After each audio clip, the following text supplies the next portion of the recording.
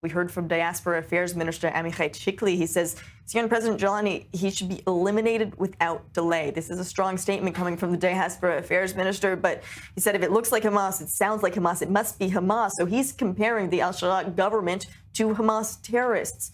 Is this a common growing sentiment in Israel, and how could this harm even the potential for ties with Syria?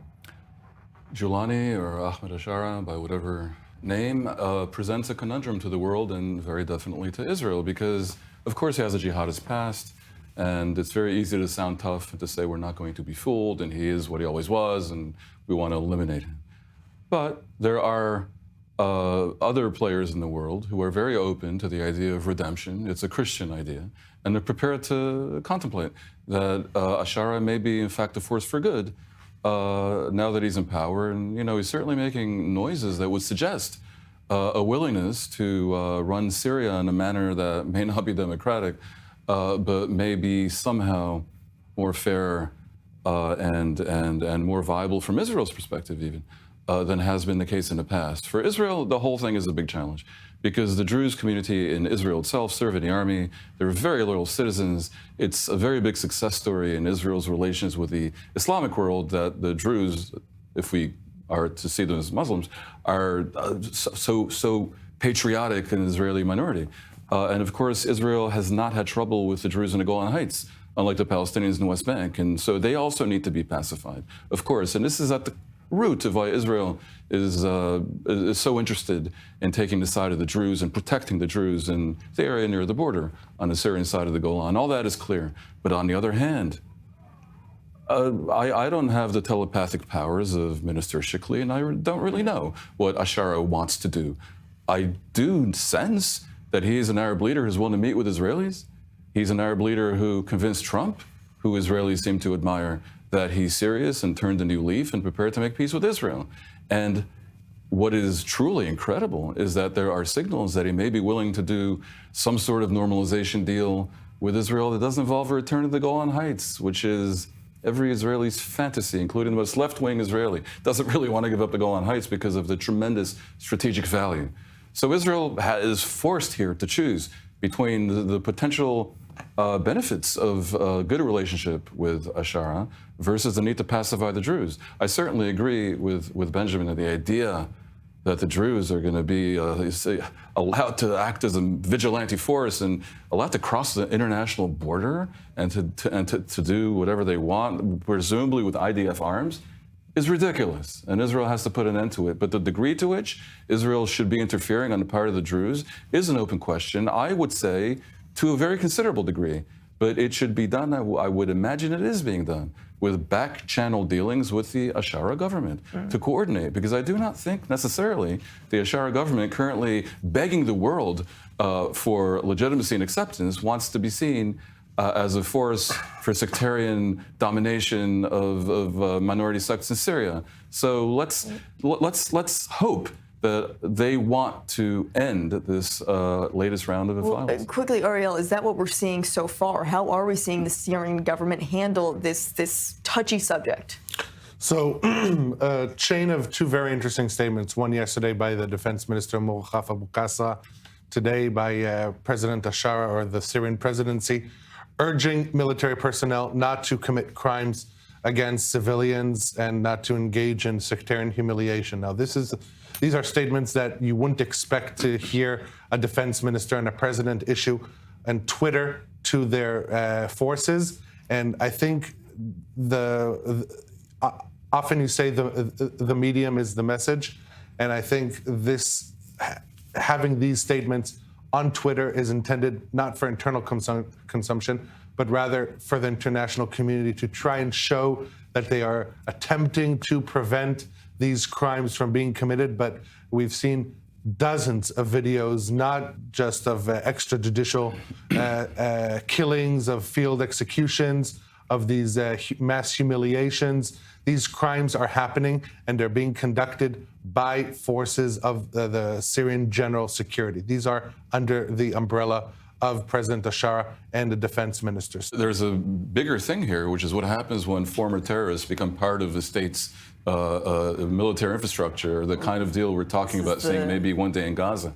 These Syrian forces a few months ago, many of them were basically rebels, and some of them were, not nice rebels. Well, Some have ISIS patches on their Yes, we've seen the videos that are coming out. All right, Ariel Osirian, thank you for bringing us the up-to-date information. We do have to move on. All along the way, the bereaved families and the wounded IDF soldiers stand before my eyes, while we are constantly working to return the 50 kidnapped people. The public will not forgive those who did not know how to rise to the occasion and unite for one common goal: the security and future of the State of Israel. Coming back here in studio, Dan, this is not a new problem by any means. This has been happening for decades, but it has a renewed meaning after 21 months of an ongoing war. Do you see anything actually changing where we stand at present tense? What's changing is the realization among the public that this is completely and totally inadmissible anymore. And it's not just that the war is happening, it's also, frankly, the Haredi birth rate.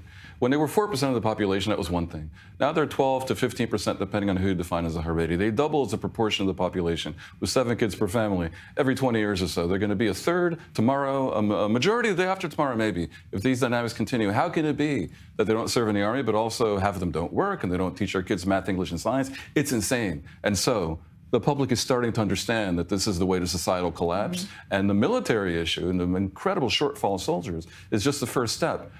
Netanyahu needs the Haredim First Coalition.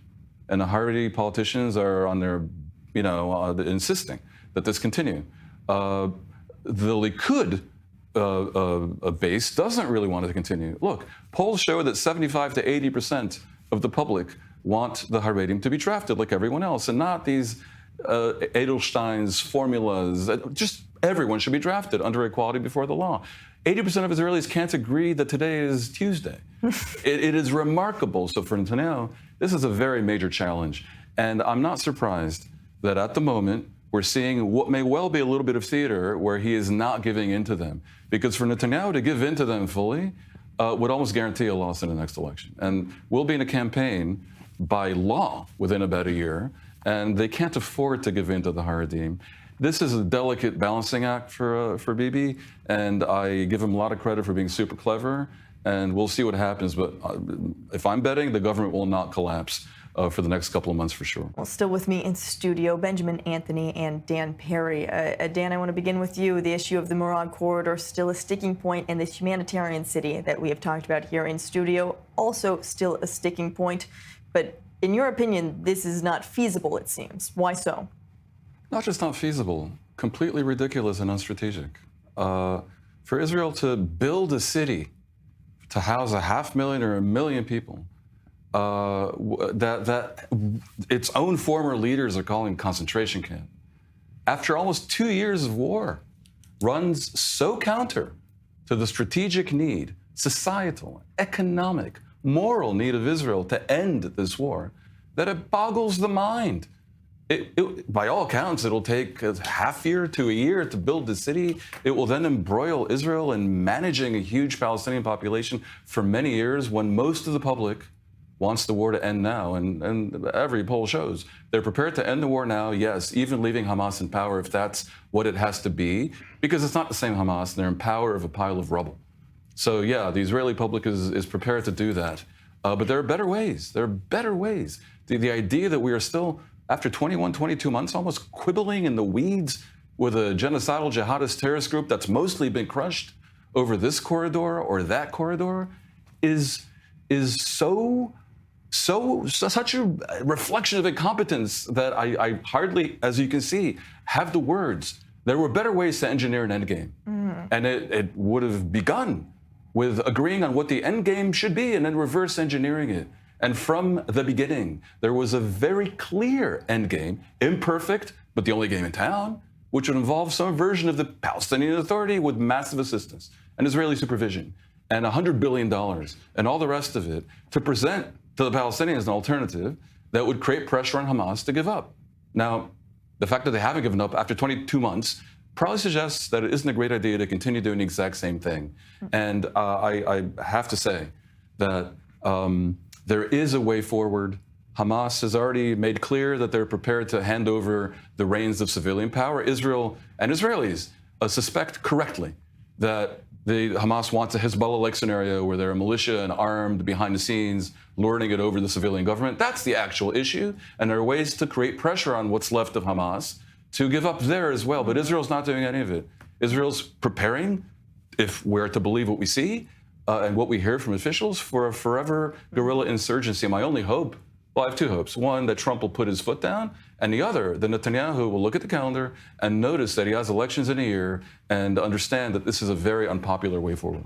Benjamin, I want your take on this, because there are proponents for this deal that say it separates Hamas from the civilians after a successful Gideon's Chariots operation, where the IDF already has about 70% control of the Gaza Strip. Now we have a moment to take the Gazan people. There's a clear end game. Donald Trump, the man who you just said should put his foot down, something, by the way, I don't agree with outsourcing leadership to an American president ever, including a great friend of Israel. Only when the fact of the matter. No, you don't know. You've not heard my previous statements, but I heard your statement. Donald Trump has said that the Gazans should move elsewhere beyond the borders of Gaza. Prime Minister Netanyahu has said that Israel is pursuing that outcome. That is the only sensible outcome. If you are like me and you're not a particular fan of the Gazans, and I served in this war, I served along the Netzarim corridor going east to west of Gaza, constantly, endlessly, dozens of times. If you are like me and you're not a particular fan of the Gazans because you believe that they have agency and you believe that they supported the genocidal acts of Hamas and you believe that they chanted and cheered as our soldiers, dead soldiers, hostages, were displayed throughout Gaza when they were taken on October the 7th, and they have responsibility as a consequence of that. If you actually don't deal in the soft bigotry of low expectations, you're perhaps not a fan of the Gazans, which is the case with me. But if you are a fan of the Gazans, you don't want them living in the Gaza Strip either, because as Dan correctly said, it is a pile of rubble. The cities have been destroyed. It is uninhabitable. Steve Witkoff did the right thing when he went there and said as much. They need to be given the opportunity and the incentive to leave. They need to be moved out of the areas that they previously inhabited that no longer exist as functioning cities, and the international communities, that there is such a thing. First and foremost, Egypt, which is massively culpable for what happened on October 7th. Egypt and the Europeans, who are so desperate to speak about the rights of the Gazans, these people, these countries, these nations need to show their international bona fides and absorb the Gazans unto their midst. Depopulate Gaza will, in fact, to do that as your plan would be correctly seen as ethnic cleansing. No, it wouldn't in a situation as delicate as the Israeli-Palestinian tinderbox. That would be a recipe for another intifada and for more years to come for the Palestinians. The issue that we have been all living in for 648 days now, and as these teams continue to talk in Doha as we speak, I think you're both hitting at the core of this problem, and that is that 3 people, 1 room, and about 10 different opinions. Benjamin, Anthony, and Dan Perry, thank you very much. Thank you.